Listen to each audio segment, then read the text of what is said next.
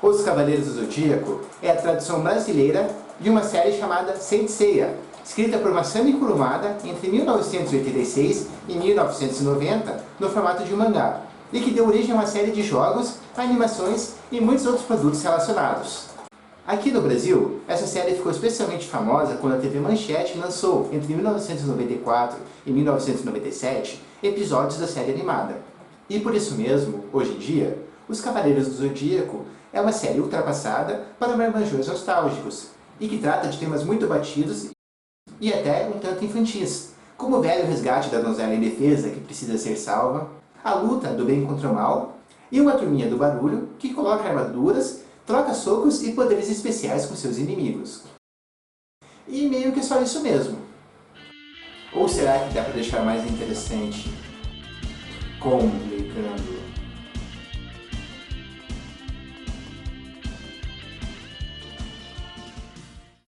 Para falar sobre os Cavaleiros do Zodíaco, nada mais óbvio do que começar pelo seu nome, e falar sobre o que é um cavaleiro e o que é o Zodíaco. Por mais que o nome da série seja Saint Seiya. Saint se referindo ao cavaleiro, e Seiya, que pode ser a flecha estrelar, arco de estrelas ou arco das constelações. Cavaleiro se refere àquela pessoa que é hábil em andar de cavalo.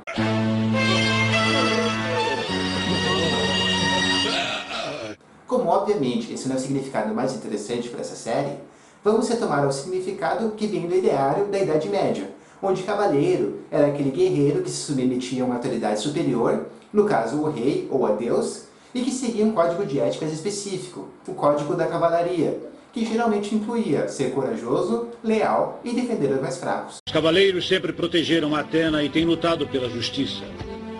Já o zodíaco, por sua vez, é uma palavra derivada do grego que queria dizer ciclo de animais, se referindo às constelações de animais que formam um círculo no céu.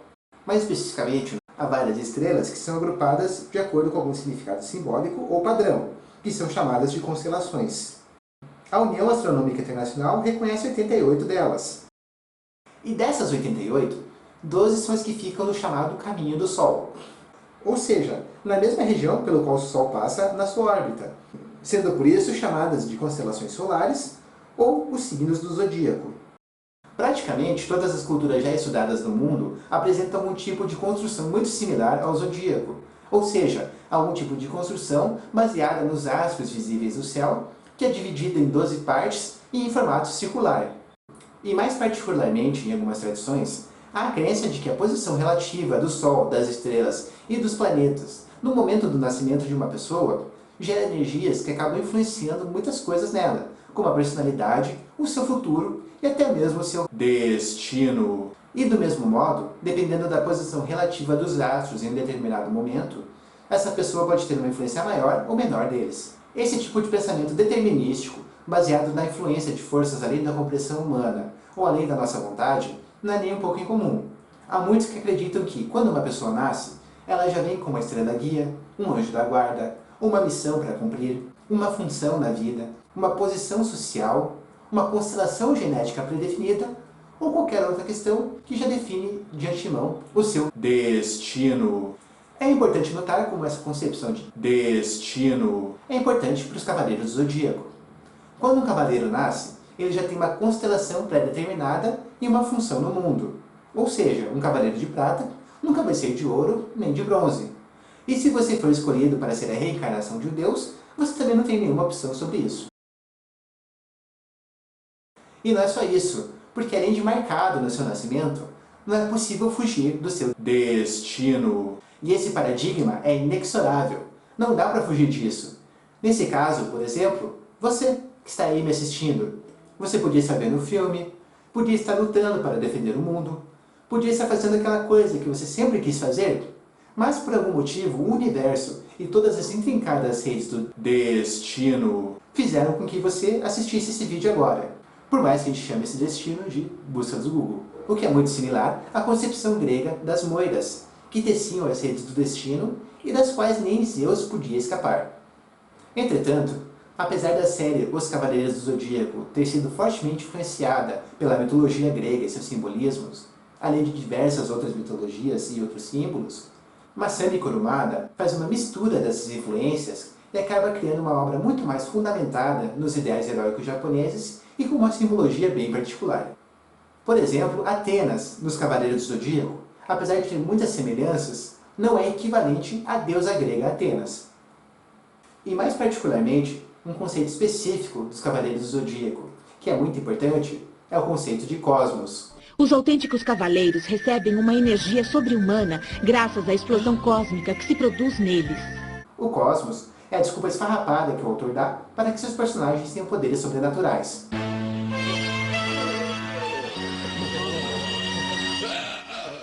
Ou pode ser algo a mais. Seiya. Do mesmo modo que o universo nasceu graças a uma grande explosão há milhões de anos, o pequeno universo do seu corpo jovem nasceu como resultado de uma outra grande explosão e criou essa poderosa energia em seu interior. Tudo que existe faz parte da mesma substância elementar, o cosmos. E é essa substância que os cavaleiros usam para elevar seus poderes e realizar efeitos sobrenaturais. Ou seja, os cavaleiros têm a capacidade de usar a sua força de vontade para manipular as forças do universo.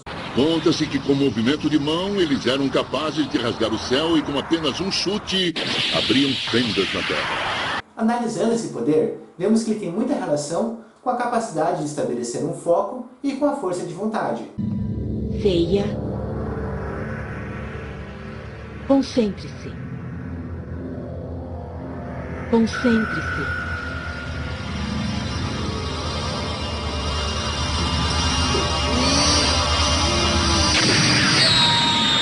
A capacidade de manipular o cosmos proporciona à humanidade uma coisa incrível: a possibilidade de ter o poder em suas mãos, de decidir por si mesmo o que quer fazer e alterar a realidade.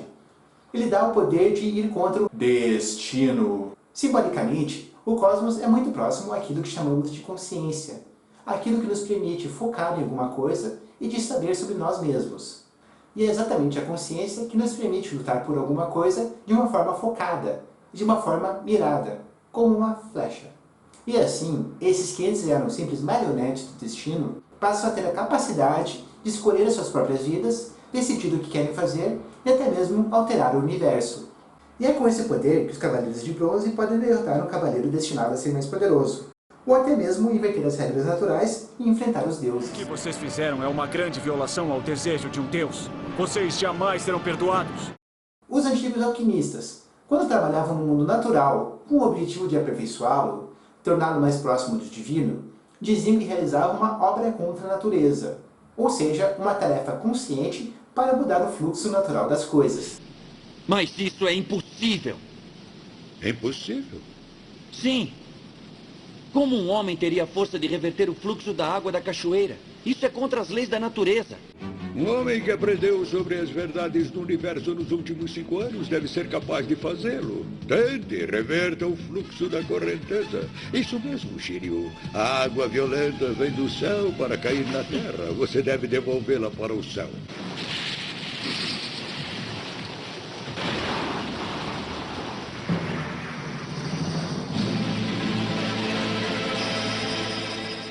E de certo modo, essa simbologia remete também ao próprio mito da humanidade.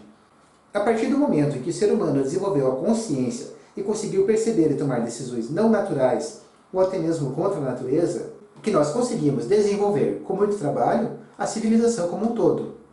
Ou seja, a consciência seria esse estranho poder que todos nós temos de mudar a realidade. Apesar de que, na maior parte das vezes, não nos preocupamos muito em ter consciência de nada, simplesmente deixamos as coisas seguirem seu fluxo, seguimos as modas, as coisas fáceis e nos resignamos ao que a vida nos destina. Em todo caso, por nos permitir ir além do natural, a consciência também permitiu criar coisas que não necessariamente existem corretamente, como é o caso do conceito de justiça. Graças à consciência, ganhamos a capacidade de definir o que é certo e o que é errado. E é aí que entram os Cavaleiros de Ouro e o Grande Mestre do Santuário.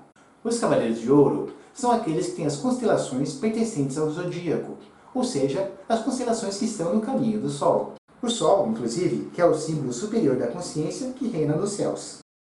Considerados os mais poderosos, eles atingiram o ápice dos Cavaleiros, no que diz respeito aos seus cosmos e na capacidade de impor sua vontade ao mundo. Eles são amplamente respeitados por todo o santuário como símbolos personificados da coragem e da justiça, praticamente representam tudo o que essa comunidade quer ser. Eles representam esse ideal, essa consciência coletiva dominante. E como tal, são eles que definem, na prática, o que é justo e o que deve ser feito ou não. A ordem do Mestre Shaka é igual à ordem de Deus. Exatamente, Fênix. E nós vamos eliminá-lo por ordem do nosso mestre. Agora, imagine como seria para essa pessoa ter esse poder supremo. Ter o poder de decidir o que é justo, de separar o que é o bem do que é o mal, de poder comandar os outros, inclusive de ser comparável aos deuses. Não seria de se pensar de que, na verdade, o que define o que é justiça não seriam deuses nem ideais, mas sim aquele que tem o poder? Não seria de se pensar de que você, como aquele que tem o poder, não é a própria justiça? Não seria até, quem sabe, o próprio Deus?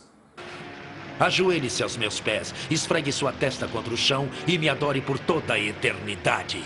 Esse é um dilema muito bem representado pelo Grande Mestre, na verdade, Cavaleiro de Gêmeos, que possui um lado sedento pelo poder, sob uma fachada muito nobre. A cor do cabelo do mestre está mudando. O que está acontecendo? Um dilema que não é só dele, mas basicamente ele incorpora toda essa sombra que está por trás dos Cavaleiros de Ouro. Vou te falar uma coisa, porque você vai morrer logo. A força e a justiça. E o vencedor é o soberano absoluto. Você acredita que a força é a justiça? Isso mesmo.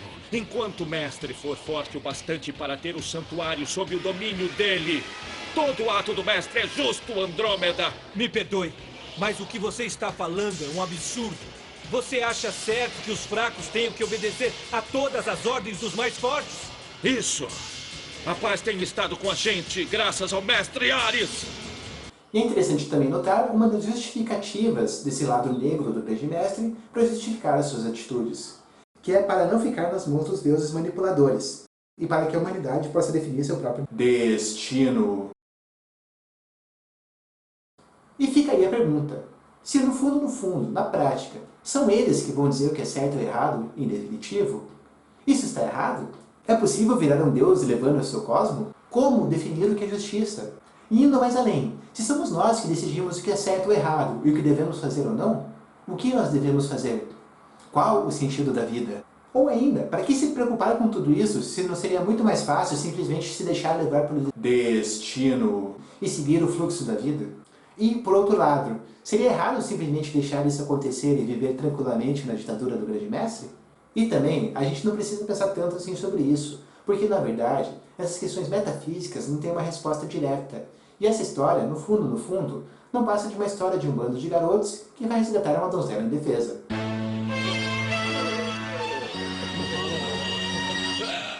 Ou será que podemos considerar que a donzela indefesa é um algo a mais? O poder pelo poder é vazio e acaba levando a uma busca cíclica infinita por mais poder. E a vida só por estar vivo não tem sentido. Para valer a pena todo esforço e as batalhas a serem lutadas para se conseguir algo, é necessário ter um motivo, uma razão, um ideal, uma deusa. Atena, nessa obra, é retratada como a deusa da justiça e da paz, sendo um símbolo de algo que está além do humano, representando uma causa, um poder maior, um ideal. Assim sendo, a luta dos Cavaleiros de Bronze contra os Cavaleiros de Ouro também seria uma luta simbólica para renovar esse conceito de justiça, representada pelo Grande Mestre do Santuário. E vou lhes mostrar agora mesmo, com o meu poder, que eu estou certo e que Atena está enganada. Em prol do conceito de justiça representado por Atena. Se você estiver certo, e se este mundo não tiver amor e nem justiça, se ele está sob controle do mais forte e do mais malvado, eu me atreveria a dizer isto. Este mundo pode ser destruído. O que disse? Qual o sentido de viver num mundo como este? Mas eu acho que enquanto as pessoas se amarem umas às outras e desejarem a paz, o mundo nunca será destruído, porque ele estará cheio de amor e de compaixão. É por isso que lutamos e continuaremos assim. E apesar de, em todos os sentidos, os Cavaleiros de Bronze serem inferiores, eles acabam conseguindo, graças aos seus ideais, fazer a revolução do santuário. Colocando em perspectiva, seria algo a mais do que simplesmente retirar o líder e estabelecer um novo governo. Se refere a mudar radicalmente o modo com que essa questão é tratada. Ou ainda, exemplificando para um certo país latino-americano, isso quer dizer que não adianta simplesmente mudar os líderes, mas que é necessário fazer toda uma revolução baseada em algum ideal superior, que seria muito melhor do que o atual, e que, com isso, fosse possível mudar a mentalidade política de toda uma nação. Algo muito próximo a um verdadeiro milagre. E vale notar que, mesmo superando essa consciência dúbia dos Cavaleiros de Ouro, a história ainda não acaba por aí. Ainda é necessário enfrentar os deuses. E considerando-se os deuses como representantes de um ideal nessa obra, seria o mesmo que dizer que é necessário lutar contra algumas ideias estranhas. No caso, vale notar que nenhum dos deuses que são combatidos são necessariamente bons ou maus. Eles simplesmente têm os seus projetos e, coincidentemente, envolvem a destruição da humanidade. Um deus estava tentando reorganizar o mundo porque ele estava podre e corrupto.